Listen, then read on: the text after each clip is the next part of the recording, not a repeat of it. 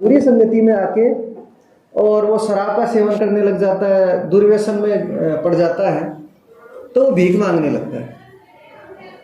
झूठ बोल के भीख मांगता है। तो जब वो झूठ बोलकर भीख मांगता है तो किसी को कहता है कि मैं पहले स्कूल में पढ़ाता था, मुझे निकाल दिया, तो ऐसे द्रवित होकर कोई उसको खाना खिला देता है, कोई क्या कर लेता है। तो ऐसे जब वो एक दिन कहीं भीख मांग रहा होता है तो एक व्यक्ति आकर और उसको कहता है कि तू मेरे घर चल और तू काम करना और मैं तेरे को कुछ खिला दूंगा। अब उसको तो यही चाहिए था, वो आ जाता है। अब आने के बाद उस महिला जो वो लाता है, जो व्यक्ति लाता है, उसके घर पर एक वृद्ध महिला होती है, वो वहां पे खाना बनाने का काम करती है। तो वो जब उसको देखती है तो वो शराब में, दुर्व्यसन में रहता है। अब उससे कोई काम होएगा, और काम क्या देता है, वो लकड़ी काट देता कि तू रसोई के लिए लकड़ी काट दिया कर और बदले में खाना खा लिया कर और 1-2 रुपए में और दे दूंगा।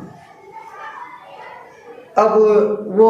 जो महिला होती है, वो वृद्ध महिला, वो उसको देखती है, उसको खूब गालियां निकालती है, खूब कहती है, मतलब उसको भला बुरा कहती है कि तू अपने माता पिता के ऐसा क्यों पैदा हुआ,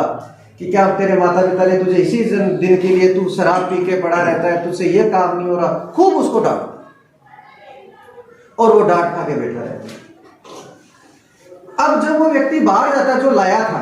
जब वो वापिस आता है तो हमेशा लकड़ी कटी हुई मिलती है उसको।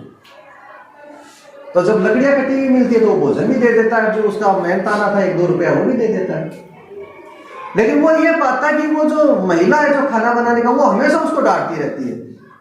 उसको खूब कहती है, खूब भला बुरा कहती है कि तू सुधर क्यों नहीं जाता, तू ऐसा क्यों, तू वैसा क्यों। खूब जो आता है वो उसको सुधारने का वो प्रयास करती है, खूब कहती है कि तुझे खाना भी नहीं मिलेगा, तू पड़ा रहे चुपचाप, तुझे कुछ नहीं ऐसा। अब एक बार क्या होता है, ऐसे कुछ दिनों के बाद वो लड़का गायब हो जाता है। गायब होने के कई महीनों बाद वो वापिस आता है और वो पूर्ण रूप से बदला हुआ आता है। पूर्ण रूप से बदला हुआ जब आता है तो बड़े आश्चर्यचकित हो जाते हैं वो महिला और वो व्यक्ति कि यह कैसा था, कैसा हो गया, अच्छा गाड़ी में, ये बढ़िया सूट बूट में और बढ़िया आता है। तो आने के बाद जब वो कहता है कि वो महिला कहाँ है, वो मेरी माँ है, और आके उसके पैर छूता है, उसके गले मिलता है और कहता है कि मैं जो कुछ भी हूं इनकी बदौलत। वो व्यक्ति कहता है कि ऐसा कैसे, ये तो तुझे इतना जलील करती थी, इतना डांटती थी, इतना फटकारती थी, तुझे खाना ही नहीं खाने देती थी। नहीं, बोला ऐसा नहीं, वो तो आपको दिखाने के लिए, जब आप चले जाते थे तो ये लकड़ियां भी यही काटती थी आपके जाने के बाद, क्योंकि मुझसे तो कुछ होता ही नहीं था, मैं तो शराब के सेवन में, दुर्व्यसन में कमजोर हो चुका था। ये मुझे भला बुरा कहती थी, लेकिन जब आप चले जाते थे तो आपकी अनुपस्थिति में मैं भूखा नहीं रहूं, इसलिए खाना भी, ये लकड़ियां भी यही काटती थी हमेशा, और आप सोचते थे कि ये मैं काट रहा हूं। तो इनकी सह जो रहता है, इनका जो अपनापन है, इनका जो वो मेरे विकास के लिए था, मेरे जीवन को उन्नत करने के लिए था, और इनकी डांट की वजह से ही और आज मैं ऐसा बन पाया हूं, बाकी मैं सारी जिंदगी वैसा ही रहता।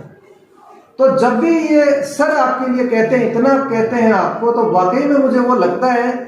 कि ये वो वृद्ध महिला के समान है जो आपको भले ही इतना कह रहे हैं, लेकिन ये सारा कुछ सिर्फ और सिर्फ आपकी जीवन की भलाई के लिए है। ये जितना आपको कह रहे हैं, जितना वास्तव में इतना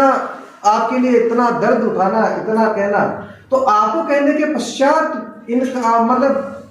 मैं क्या कहूं कि बिल्कुल इनका जो मन का जो कण कण है, मन का जो रोम रोम से, ये सिर्फ और सिर्फ क्या चाहते हैं, आपकी भलाई चाहते हैं। तो मेरे मन में बिल्कुल अगाध इतनी वो आशीर्वाद आपको इतना दे रहा हूं, इतना है कि काश आप सभी उस व्यक्ति की भांति, और सूट बूट में कहने का मतलब है कि आप अपने जीवन में विकसित होकर वास्तव में जब आएंगे, और जब आप आए, देखो बड़ा जब दुख होता है कि जब हम जिनको बड़े लाड से, प्यार से, या तो हम हमारे आगे आप इतने नखरे करते हो, ऐसा बोल दिया, वैसा बोल दिया, हम वास्तविकता जानते हैं। जब आप कुछ समय के पश्चात यहाँ से चले जाएंगे, जब आप जीवन के वास्तविक उस क्षेत्र में उतरेंगे, जब आपको कमाना पड़ेगा, खिलाना पड़ेगा, परिवार को पालना पड़ेगा, उस समय हम वाकई में दुखी होंगे आपको देख के कि कोई कहाँ है, कोई मजदूरी कर रहा है, कोई दुकान पर काम कर रहा है, कोई, मैंने तो देखा है ऐसा। कक्षा 11 में भी मैंने यही कहा कि मैं प्रत्यक्ष भुगतभोगी हूं इस बात का कि मैं कई बार आसिफ में दुकान पर गया, मेरा ही पढ़ाया हुआ बच्चा वहां पर मुझे काम करते हुए मिला, बर्तन धोते हुए मिला, गालियां खाता हुआ मिला, तो मैं वहां रुक नहीं पाया, हाथों हाथ बिना सामान लिए मैं आ गया कि जिसको मैं इतने प्रेम से, इतने प्यार से, इतने ऐसे इज्जत के साथ पढ़ा रहे हैं और वो अपनी कर्महीनता की वजह से, क्योंकि वो ढंग से पढ़ नहीं पाया और अब मजदूरी कर रहा है, दुकान में बर्तन धो रहा है और सेठ की गालियां खा रहा है। तो ऐसा सुन के फिर हमको बड़ा बुरा और ऐसा लगता है। तो अब आपके पास, जैसे मैं आपको क्लास में भी कहता था कि अगर अभी भी नहीं पढ़े तो भी समय है।